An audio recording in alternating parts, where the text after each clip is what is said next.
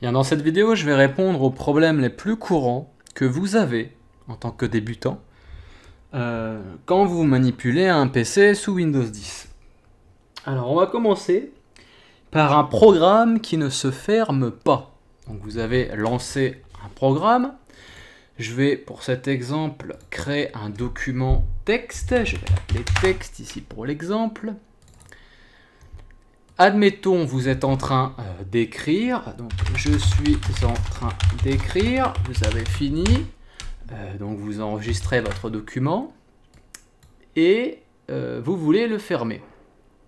Vous voulez le fermer et il s'avère que malgré le fait que vous appuyez sur la croix rouge, eh bien le programme refuse de se fermer. Eh bien si ça vous fait ça, il vous faut forcer la fermeture, du programme. Comment faire ça? Via le gestionnaire des tâches.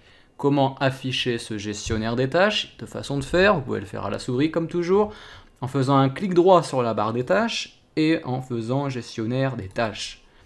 Ça va avoir pour effet d'ouvrir ce gestionnaire des tâches. Autrement, il existe un raccourci clavier un peu plus compliqué que d'habitude. CTRL, majuscule et échappe en même temps.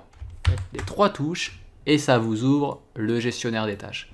Donc ici en l'occurrence, moi je préfère plutôt faire le clic, ça va plus vite.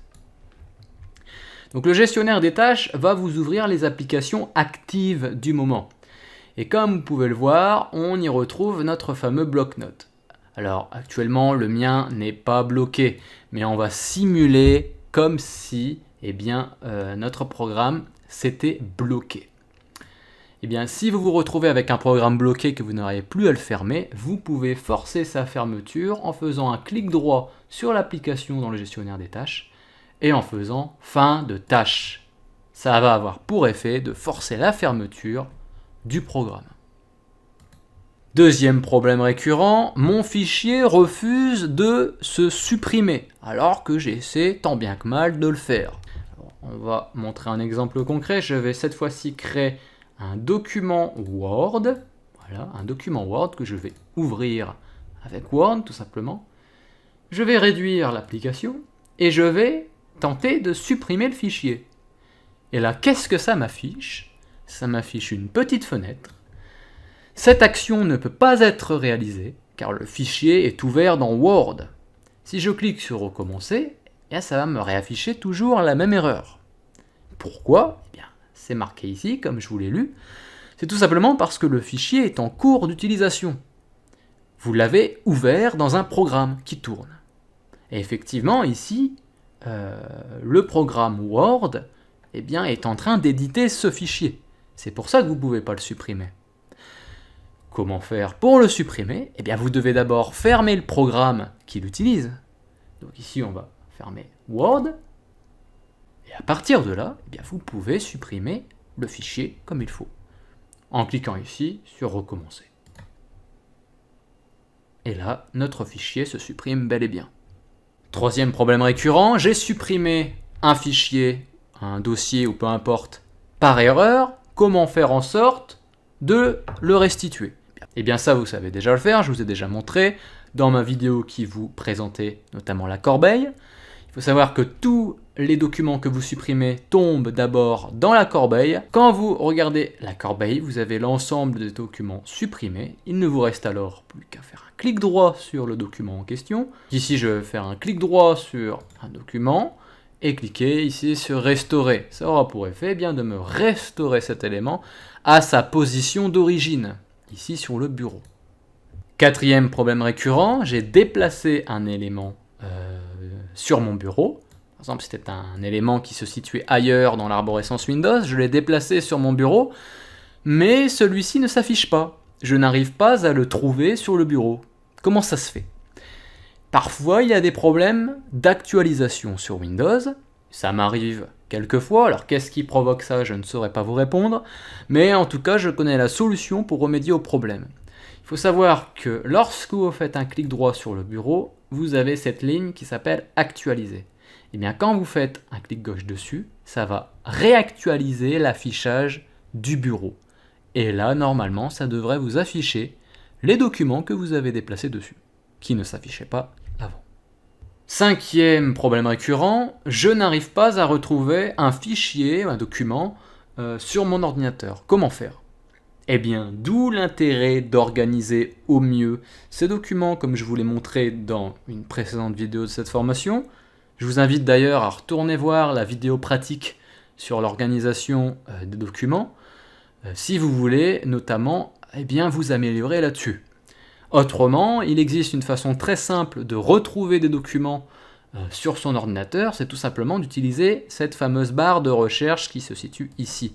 Alors je vous rappelle, si vous n'avez pas cette barre, faites un clic droit dans la barre des tâches, vous allez dans Rechercher, et ici vous cochez Afficher la zone de recherche. Autrement, vous aurez l'icône de loupe, comme ça. Ça revient au même, quand vous faites un clic gauche dessus, vous avez la barre. Et bien ici, vous tapez le nom du fichier en question. Par exemple, si je fais document Word, comme vous pouvez le voir, il va me retrouver mon document. Ici, je l'avais appelé document Word, vous voyez. Donc si je fais un clic gauche dessus, il va me lancer ce document. Et notamment, alors regardez, je vais refaire document Word. Regardez, ici, nous avons des informations et nous avons donc son emplacement actuel. Il se situe ici, donc dans C, Users, donc c'est un dossier système des utilisateurs, GMIT, c'est ma session, et Desktop, je vous avais dit quoi? Je vous avais dit que c'était le bureau. Desktop, c'est bureau en anglais. Donc, mon document, actuellement, se situe sur mon bureau. Regardez, on va faire un autre test. Je vais renommer ce document « Chercher ». Voilà, je vais le renommer « Chercher ». Je vais aller le planquer dans un dossier système, dans Documents par exemple. Je vais aller le mettre dans Facture. Admettons, je me suis trompé, je l'ai mis dans mon dossier Facture. Je ferme. Donc là, je ne retrouve plus mon document. Je vais donc utiliser la barre de recherche pour le retrouver. Je vais taper son nom. Je me souviens qu'il s'appelle Chercher. Ici, il s'affiche. Et qu'est-ce qu'on a ici dans les informations? Ah, on a Document, Facture. Si je clique dessus, j'ouvre directement sa localisation. Et j'ai donc accès directement à mon fichier. Je vais le remettre sur le bureau. C'était juste pour l'exemple. 6e problème récurrent, je n'ai plus de son sur mon ordinateur. Déjà, vérifiez dans un premier temps que vos enceintes, si vous en avez, sont bien branchées à votre ordinateur. Et deuxièmement, vérifiez que votre son n'est pas muté, donc n'est pas coupé.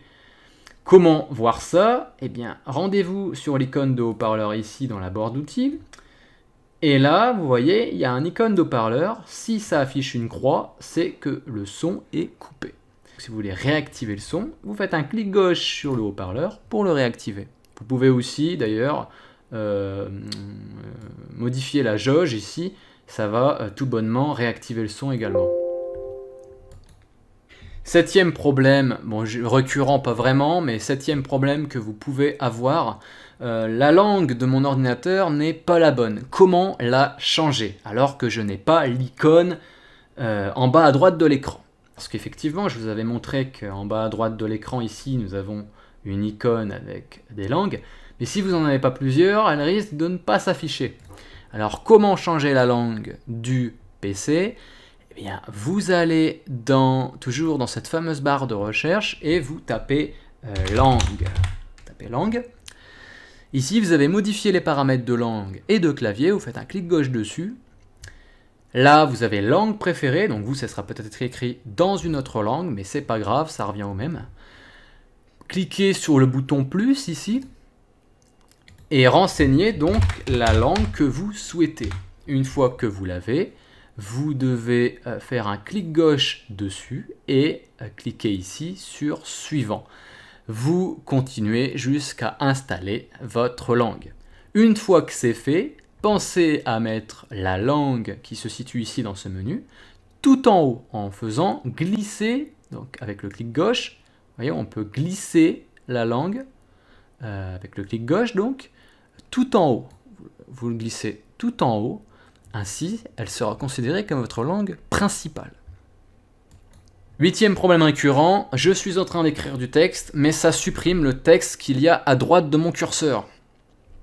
Pourquoi? C'est tout simplement parce que vous avez dû appuyer sans faire exprès sur la touche Insert ou Insert. Donc réappuyez sur cette touche pour remettre le curseur comme avant et donc pouvoir écrire normalement. Bien, je pense que cette vidéo vous aura été utile. Autrement, s'il vous reste une question, donc si vous avez encore un problème, n'hésitez pas à me l'exposer en commentaire. Je me ferai un plaisir de vous répondre.